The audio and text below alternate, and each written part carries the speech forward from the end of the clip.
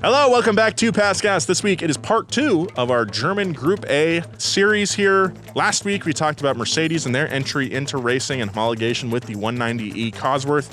This week we're talking about BMW and their M division. It's a bit of a different story. Last week it was disgruntled employees making cars that they wanted to build. This time it's BMW saying, hey, maybe we should have a racing division. Maybe we should give them a budget. Let's see what they can do. And man, it produced some of the most iconic cars in BMW's lineup. I'm talking the BMW M3, the E30, the first M3, and also we got to look at some Batmobiles. That's right. So buckle in. We got Christina, we got Max.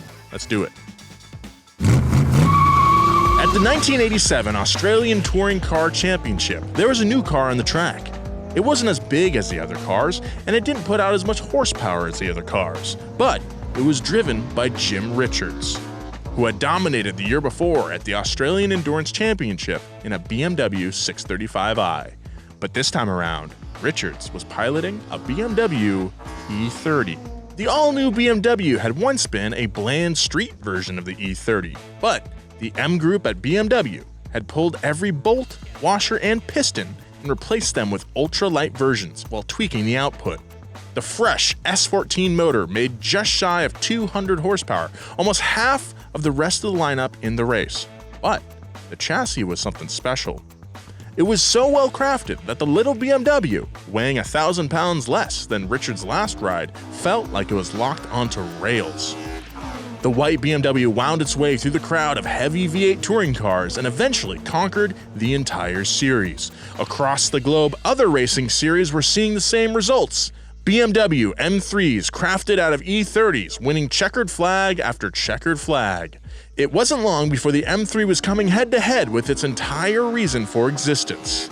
The Mercedes-Benz 190e, the little Benz that had been crushing the competition across Group A. How did a glorified bicycle launch one of the most lived racing programs in history? How did a handful of Mercedes engineers inspire one of the greatest touring cars ever made? How did BMW turn the E30 into a global superpower? Today, it's part 2 of the BMW vs. Benz in Group A series on Past Gas. Ooh, baby!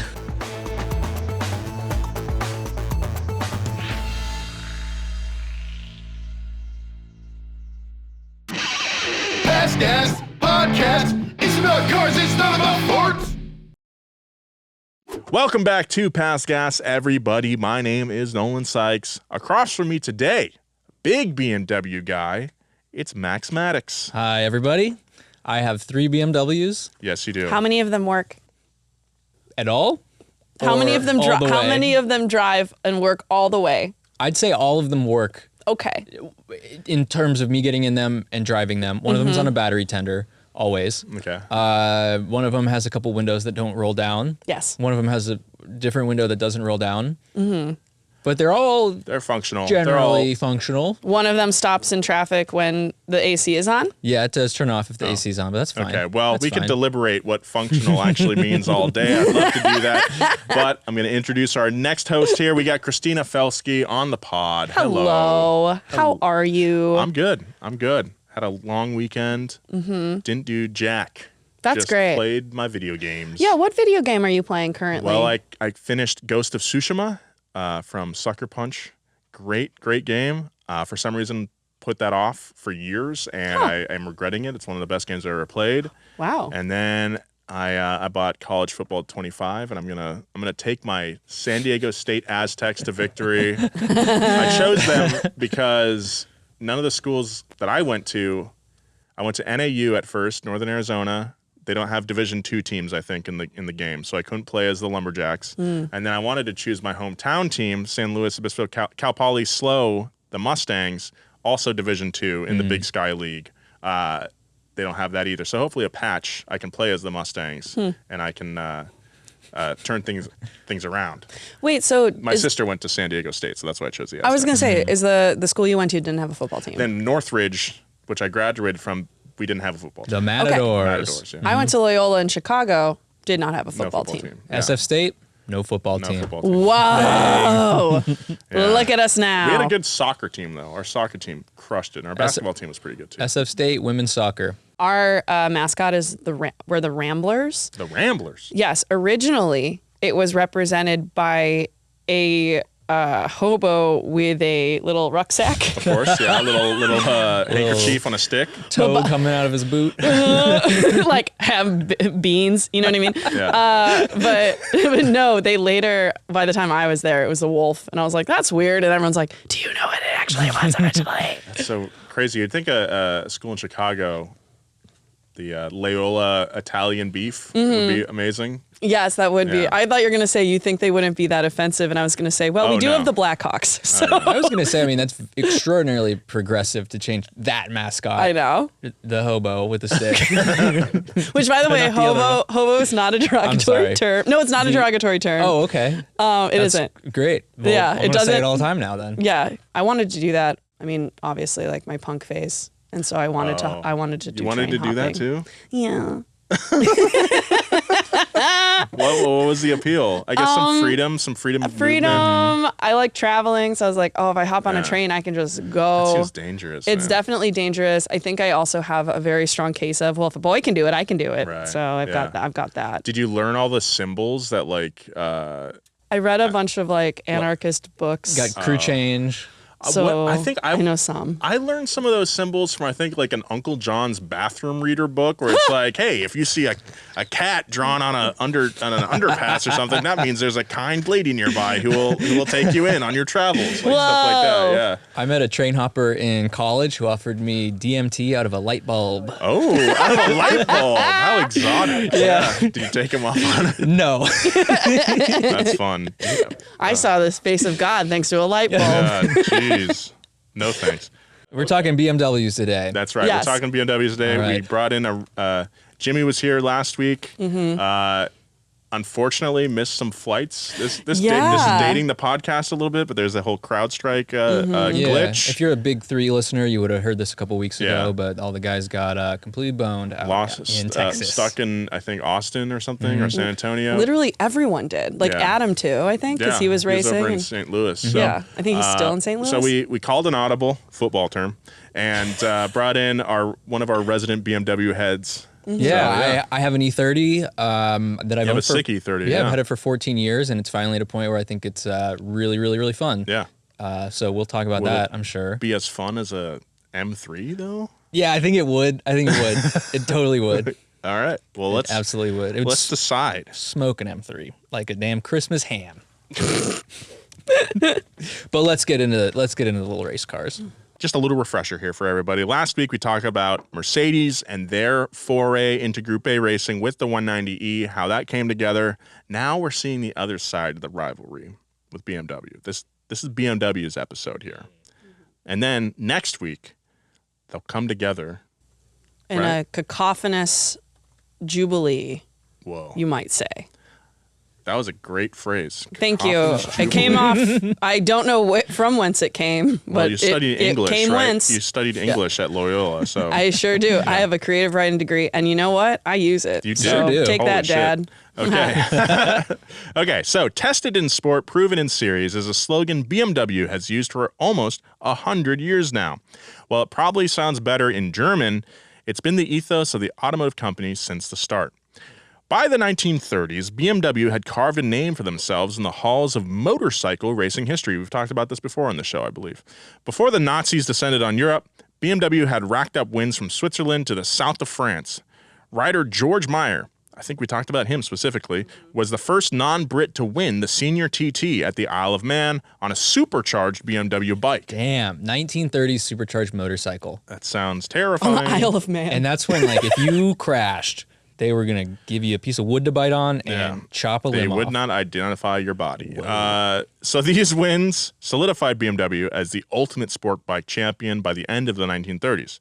This success, perhaps unfortunately, caught the eye of one Adolf Hitler. As the Nazis rose to power, he demanded BMW produce all the motorcycles for his soldiers. As the 30s dragged on, BMW started venturing into auto racing. They started with the prestigious BMW 328, which housed a now typical for the company 2-liter inline 6-cylinder engine, which pushed out a respectable 79 horsepower. A racer known as AFP Fane drove the tiny BMW 328 to a victory in the sports car class at the Großglockner hill climb, which was kind Well of done. thank you, which was a sort of German Pikes Peak, and then went on to snag a win at the 2-liter class in the Mille Miglia over there in AFP Italy. Fane. That's cool. It's like a AFP Fane. SoundCloud name. I was going to say. 2 years later, Fritz Sidded Egno Werner von Hanstein, known to his friends as Huske von Hanstein, drove the same 328 to a massive victory at the Mille Miglia, so BMW's doing well. I feel the need to say that German names are not inherently funny, but this name is inherently funny to me. Huske von Hanstein. von Hanstein. Like, they didn't give him, like, Bub. No. You know what I mean? They didn't give him, like, some kind of, like, even just, like, They gave him Hanstein, some Hans. a regal kind of nature. They gave him a full 3-word. Yes. Anyway. Unfortunately, that victory wasn't enough to keep Hitler from converting the BMW factory to produce nothing but motorcycles for his troops, specifically the sidecar-equipped R75, which has become legendary for its durability and swiftness in combat. Legendary to who? Yeah. A lot of people. Side note, the bike also caught the eye of American troops, who later went to Harley-Davidson to get their own non-Nazi version of the Nazi motorcycle, and the result was called the Harley XA. Huh. The Harley XA is pretty cool. That is pretty cool. That's pretty Dude, it's badass. got a freaking leather holster for a rifle on the fork. I don't That's imagine sick that. as hell. I don't imagine that comes standard, but I do like it. That's super sick. Put a freaking M1 carbine in there. Nice. During World War II, BMW and the rest of the fascist war machine had their nose to the grindstone as they pumped out motorcycles and aircraft engines. The Nazis declared BMW an armament company, so as the war chugged along, American and British forces bombed BMW's factories into warm puddles of slag and steel. Puddles of slag. Puddles of slag. Puddles of slag. You know, that's what Puddle of Mud wanted to call their band. But they thought it seemed like they were saying slag, like how British people say slag. Oh. And they were like, Birds of slag. Oh, bosh. anyway.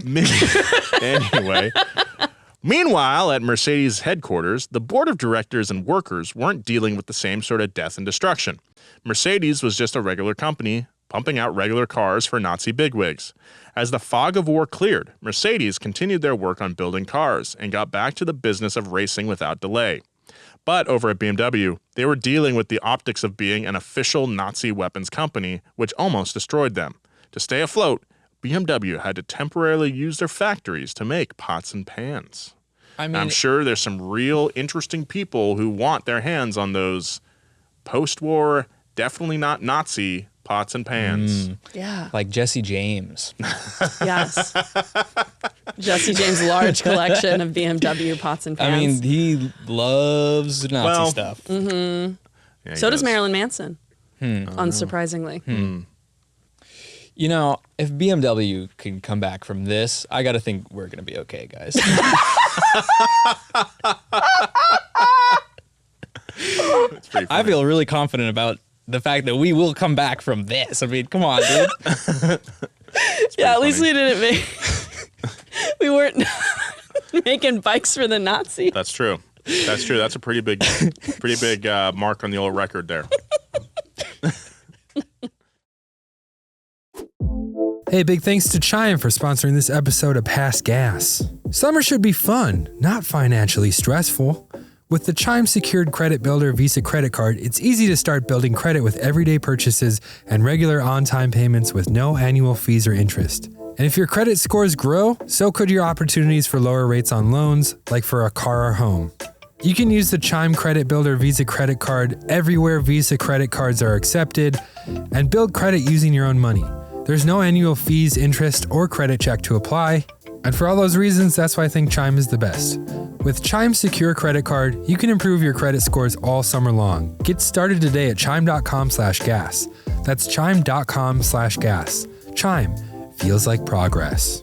The Chime Credit Builder Visa credit card is issued by the Bancorp Bank NA or Stride Bank NA. SpotMe eligibility requirements and overdraft limits apply. Out-of-network ATM withdrawal and OTC advance fees may apply. Terms and conditions apply. Go to chime.com/disclosures for details.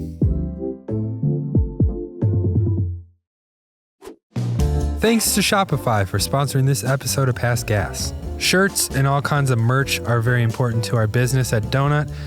That's why we use Shopify. It makes things so easy.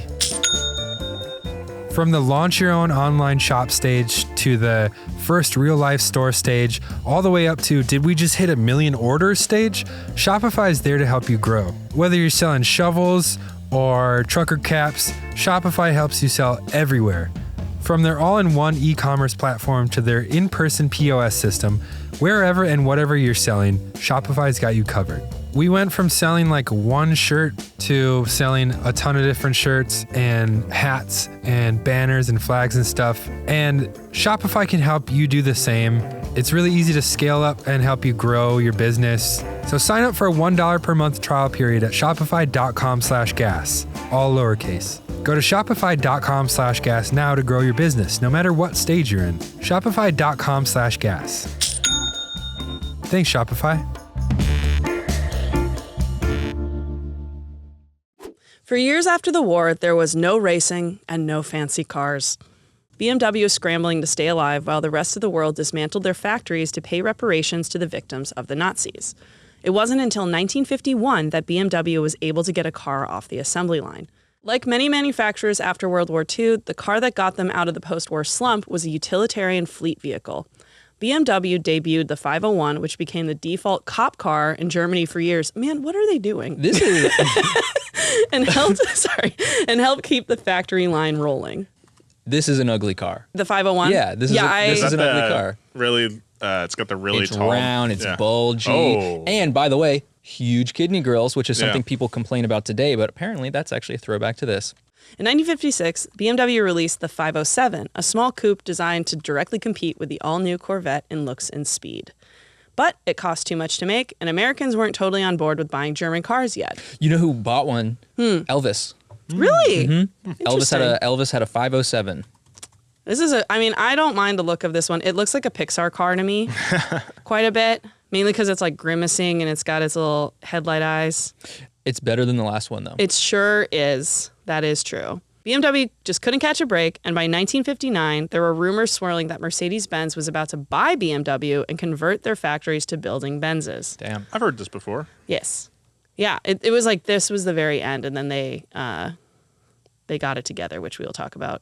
But luckily, BMW received investments from individuals and the German government, doesn't hurt, which kept the company afloat and out of their competitors' hands. During this time, BMW employees and former factory racers watched with disdain as Mercedes kept winning races, and BMW employees were forced to make those aforementioned pots and pans. That would be such a bummer if you were like, oh, we know we could compete, but we're making pots and pans instead of the cars. Yeah. Because we were forced to be Nazis, kind of, seemingly. Who knows? Those BMW pots and pans, that would be pretty cool. But They just have huge kidney grills on the bottom. And Yeah, right. This doesn't work. They're exceedingly normal. This doesn't work. These Nothing stays in the pots and pans. These are exceedingly Stupid. normal. A BMW, the roundel on the handle, though. that'd be cool. Sick. That's pretty cool. Now we're cooking. Now we're okay. On the racing side, BMW released a sleek roadster based on their compact 700 called the 700 RS. Back to being a little uglier again. I concur. This is like the type of bed that looks like a car. It's a bit Porsche 356. Is that the roadster? I think so. Yeah. A bit Porsche 356 with like a pointier nose And a big behind. and a big behind. It's got a big old behind. So this thing had 69 horsepower coming from its 700cc flat twin motor. Huh. Oh, what the hell? And Wow. It wasn't the fastest car on the grid, but it was a car. Around this time, BMW introduced the new class in the form of the 1500, which we'll talk about more in a little bit. The new class had a lot of innovative hallmarks of the BMW that we know and love today, but it was different from other cars at the time. The new class was blocky, with BMW's distinct kidney grille and the Hofmeister kink. I got a Hofmeister kink. God, Max. This was the first time that it was used in design. The Hofmeister kink, as Max alluded to, is a reference to the former BMW director of body engineering and development, Wilhelm Hofmeister, who actually was not a designer, but an engineer and division manager. But at the time, the body development division manager was also the de facto head of design. Though Hofmeister did not invent the distinctive kink, as it had made its appearance on Italian and U.S.-made cars in the 1940s, it was a defining look for BMW. So how do we describe the Hofmeister kink? The rear window, when it meets the corners. Yeah. At the C pillar of the car, normally would be kind of like meet at an angle. This is an upwards facing swoop that you'd recognize it if you see it. Let's say it's like 2 points of direction change, basically, right? Instead of just being like a acute angle, like you mentioned, Max, there's like, it goes up and then there's like 2 kinks. There's 2 angles, right? What it does is it looks like a C to me. It turns the window, instead of being a triangle, into more of a rhombus. More of a rhombus. Adds a side. Max. It's rhombic. It's rhombic in nature. Rhombus. Yes. Yes. Wow. Rhombuses, that's my Hofmeister kink. BMW launched the blocky 1500 New Class in the early 1960s as a compact executive car. Baron Alex von Falkenhausen, who was responsible for turning the 1930s BMW 328 into a racing legend, was asked to put together a new engine for the new class of BMW sports cars. The request that hit his desk was to build a 1.3-liter engine, but von Falkenhausen instead designed a almost modular 1.5-liter that could easily be expanded to 2 liters and beyond, which is why the motor lasted as long as it did. This was the first 4-cylinder built by BMW since 1936 and would launch the foundation of not only what would become BMW Group A Racing, but the future of BMW altogether. That's foreshadowing. Wink, wink. This clever motor and well-designed compact sedan carried the company to multiple back-to-back Le Mans wins. The Model 1800 Ti won the 1965 24 Hours of Spa, and the upgraded 2000 Ti took the 24 Hours of Spa title in 1966. That same year, the same car conquered the European Touring Car Challenge. This thing looks sick as hell. 2000 Ti. That's a real BMW that people will have. Oh, that's the 2000. Yeah, that's the BMW That's the one. 2000. Mm-hmm. That's the guy. It's Nice. Yeah. I mean, this is when they start getting really good looking to Yeah, me. this Like the is- rest of this, I'm like, oh god. They made a 2-door version of this, right? Yes. Okay. Yeah, there's a 2-door, and the early ones had those beautiful roundy tail lights. Great looking car. Dude, very cool looking car. In 1972, with this all-new swagger and high on the fumes of multiple Spa-Francorchamps wins, BMW launched BMW Motorsport GmbH, more commonly referred to as M. While AMG was launched in a garage by disgruntled Mercedes employees who just wanted to hit the track, M was designed from the start to be a fully supported wing of the BMW mothership, designed to capitalize on the upwards momentum of the new class of race cars stacking up victories. Hell yeah. I love the 2000. You know, I think I would put this on my must-own list at some A point. 2000? Yeah. Cool. I mean, you I'd get probably one. look ridiculous, and they're tiny cars. But Your arms would be out both windows. yeah. I saw a Great Dane one time in an In-N-Out drive-through where his tail was sticking out one window and his head was sticking out the Stop. other, and I feel like it'd be a similar kind of look for me That's in this car. A 2002, an older one, smog exempt. You can do whatever you want to 2002. it. That's the one I'm thinking of. We're getting there. Yeah. Yeah. But 2002s, dude. Those are sick. Big thanks to BetterHelp for sponsoring this episode of Past Gas. Look, we all carry around different stressors, big and small. You could be stressed about traffic, you could be stressed about your work, or your girlfriend, or your boyfriend, or whatever. Everyone deals with stress differently. That's why therapy is so important. Therapy is a safe space to get things off your chest and to figure out how to work through whatever is weighing you down. There were a lot of issues in my life that I didn't confront until I started doing therapy. That's why I think it's so important, and BetterHelp is one of the best ways to get into therapy if you've never done it before. If you're thinking about starting therapy, give BetterHelp a try. It's entirely online, it's designed to be convenient, flexible, and suited to your schedule. Just fill out a brief questionnaire to get matched with a licensed therapist and switch therapists at any time for no additional charge. Get it off your chest with BetterHelp. Visit betterhelp.com/passgas today to get 10% off your first month. That's BetterHelp, HELP.com/passgas. Thanks, BetterHelp.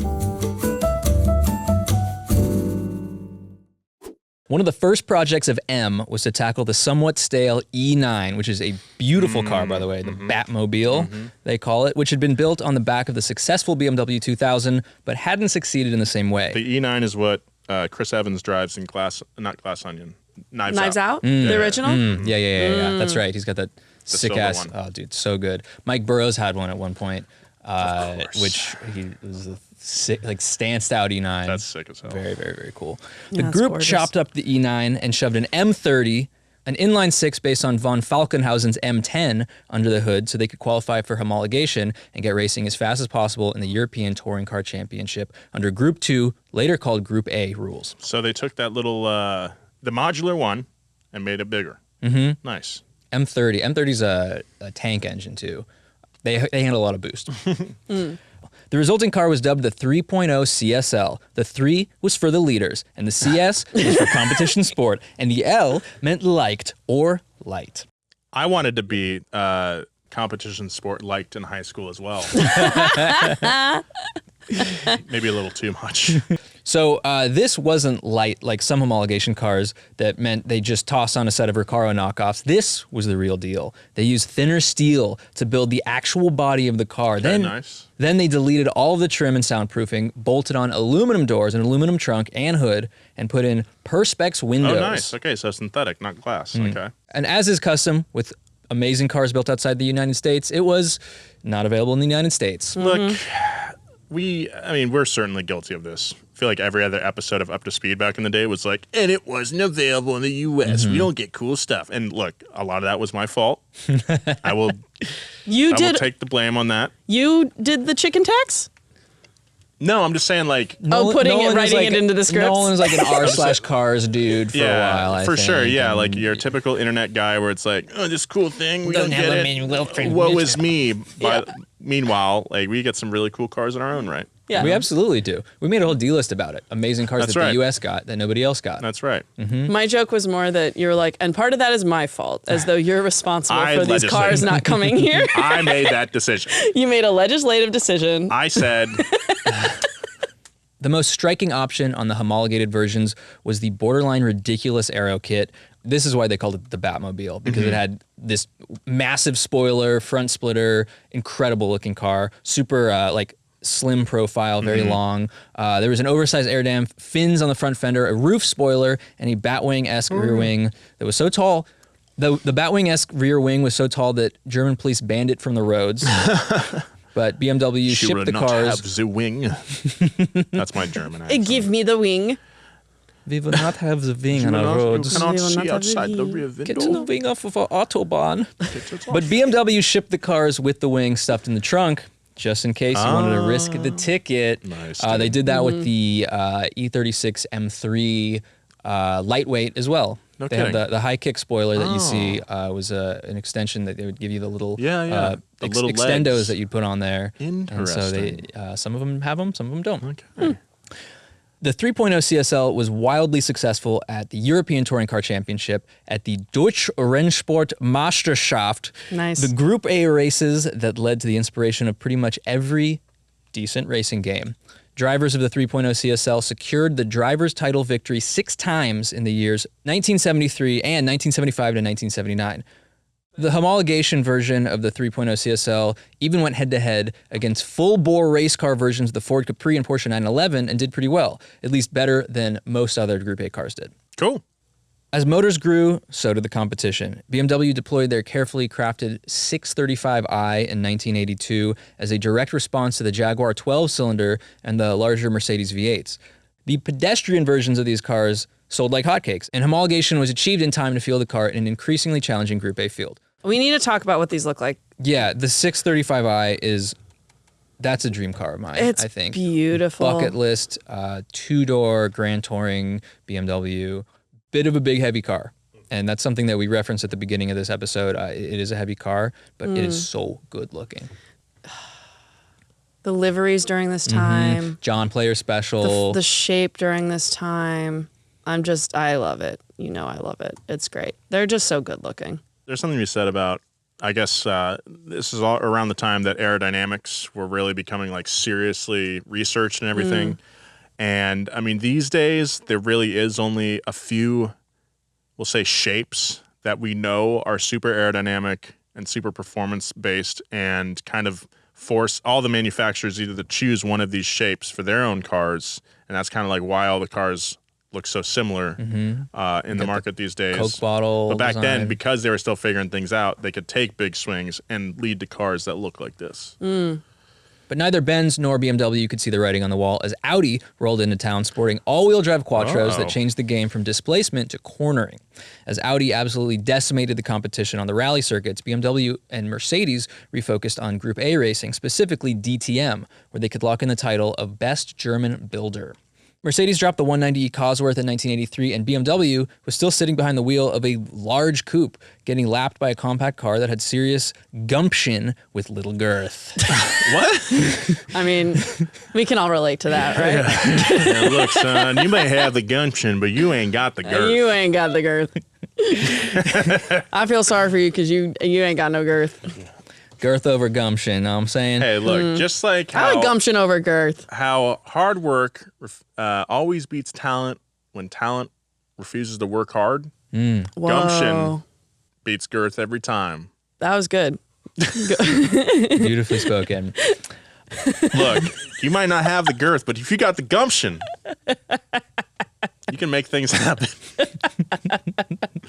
I'm speaking from the heart here. I agree. This is a great locker room talk. No, just like you. I just imagine you going in for your Team, we may not have the girth, But goddamn it, we got the gumption. and you can tell that none of us went to school that had a football team. With that one, none of us had a football team. We know nothing about locker room stuff. But despite the lack of girth, win after win eventually led BMW to call in the M crew and build them something better. something with girth, Yeah, hopefully. hopefully. Yeah, just a little bit. Okay, so BMW is fed the up with watching the 190e Cosworth fly past their 635i's and decided it was time to take action. But because of Group A rules, they had to produce a car that they could sell at least 5,000 units of. That's so much. It is a lot. Usually it's like, I don't know, 1,500. Now it's like 250 sometimes, depending on whatever. So they took a long, hard Girthy look.